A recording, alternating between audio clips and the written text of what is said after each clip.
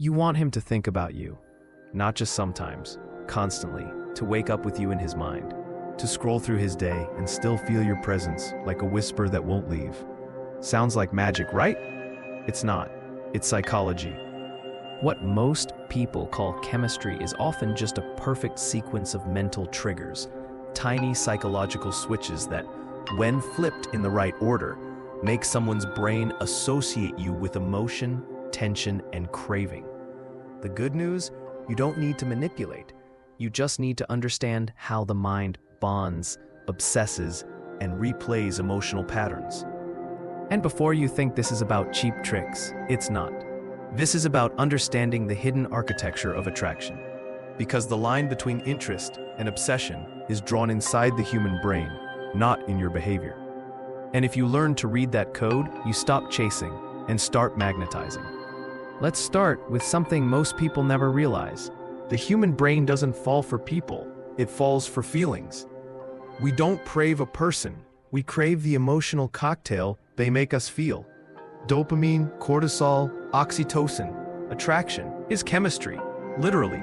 And what keeps someone thinking of you isn't your looks or your words. It's the emotional pattern you imprint on their nervous system. Here's the first secret. Unpredictability creates fixation. The mind can't stop replaying unfinished patterns. Every time you alternate warmth and mystery, connection and distance, you activate what psychologists call the Zeigarnik effect. It's the brain's obsession with incomplete experiences. When someone feels they don't fully have you, their subconscious loops back again and again, trying to complete the story. Think about it. The most addictive stories, relationships, or memories are the ones that never had full closure. That's not coincidence. It's how memory and emotion intertwine. Your mind flags unfinished emotional sequences as high priority. It wants resolution. So, when you're slightly unpredictable, emotionally intriguing, or just a bit hard to decode, his brain puts you at the top of that list. But unpredictability alone isn't enough. It needs to be anchored in emotional safety. Otherwise, you're not magnetic, you're chaotic. This is where most people fail. To make someone think of you constantly, you must combine contrast, stability with spark, safety with suspense. You make the brain feel both comfort and curiosity, and that duality is addictive. Neuroscientist Kent Berridge called this incentive salience, the process by which the brain assigns importance to something that both excites and soothes it. You want him to feel like you're the calm and the storm at once. That contradiction hijacks his attention system. Every message, silence, or look becomes amplified. Here's the second secret. Mirror his emotional wavelength, but slightly delay your response. Why? Because anticipation is dopamine. When he texts, don't answer right away every time. When he opens up emotionally, mirror just enough to make him feel seen, but keep a trace of your own mystery. That micro delay makes the reward center of the brain work harder. The harder it works, the stronger the memory imprint becomes. This isn't manipulation. It's neuropsychology. The brain is wired to seek reward prediction. When the pattern becomes too predictable, dopamine drops. But when it's variable, like a slot machine, the brain releases more dopamine, not less. That's why uncertainty breeds obsession. Now here's something darker, but powerful. Association anchoring. Every time he experiences a strong emotion near you, laughter, excitement, vulnerability, tension, his brain links that emotion with your presence. You become the cue for that emotion. Later, when he feels the same emotion elsewhere, even subconsciously, his mind replays you. It's classical conditioning, the same mechanism Pavlov used with dogs, except in humans, it works through emotional resonance. So how do you anchor emotion? You heighten the moment. When he's laughing, touch his arm. When he's opening up, hold eye contact slightly longer. When there's silence, don't rush to fill it. Emotion plus presence equals imprint. And the brain doesn't differentiate between reality and memory. It stores both with the same emotional charge. That's why one intense moment can outweigh months of neutral ones.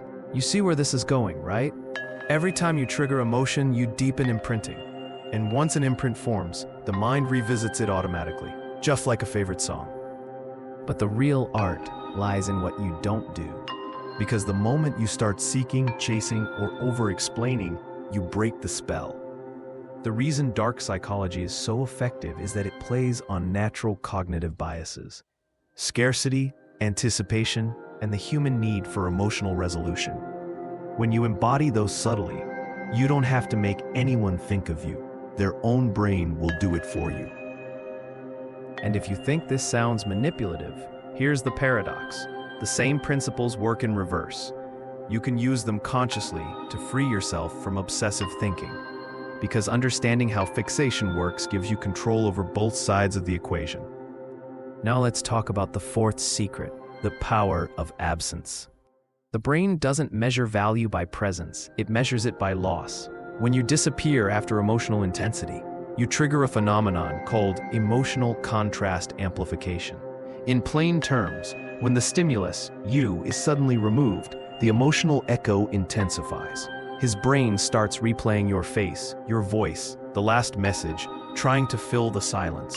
And the more his mind searches for you, the stronger your neural imprint becomes. Absence, used strategically, isn't rejection, it's reinforcement. You're allowing his subconscious to do the work for you. Just like a song stuck in your head, it replays because it ended too soon. Leave just before you're fully understood, and curiosity turns into fixation. But here's the catch. If you pull away without having first built emotional depth, the silence feels like nothing. For absence to echo, presence must first resonate. So before you step back, make sure there's emotional investment.